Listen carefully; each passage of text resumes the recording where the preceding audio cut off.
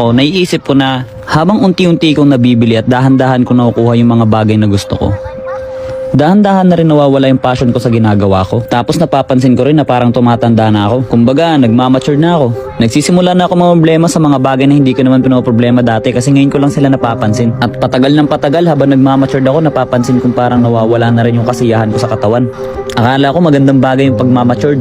Kaso nga lang, parang nakakalungkot. Parang mas gusto ko pa maging isip bata na lang.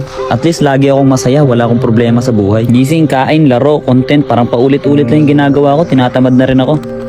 Siguro hindi talaga para sa akin to. Although thankful naman ako sa ML kasi kung hindi dahil sa ML, wala sana ako ng mga bagay na meron ako ngayon. Pati kayo, kung wala kayo, wala tong mga bagay na to. Kaya thankful ako sa ML at saka sa inyo. Pero syempre, marami pa talagang mga bagay na mas mahalaga pa kaysa sa ML sa buhay natin. Kaya last vlog ko na to. Magki-quit ML na ako, tapos quit TikTok na rin. Quit content, magpo-focus na lang ako sa totoong buhay ko. Marami na kasi ako mga problemang dapat kong isipin ngayon. Masaya sana maging isip bata ulit, kaso hindi na tayo hahayaan ng mundo. Pero hindi ko makakalimutan yung mga panahon na yun. Dahil yun yung mga panahon na naging pinakamasaya ako.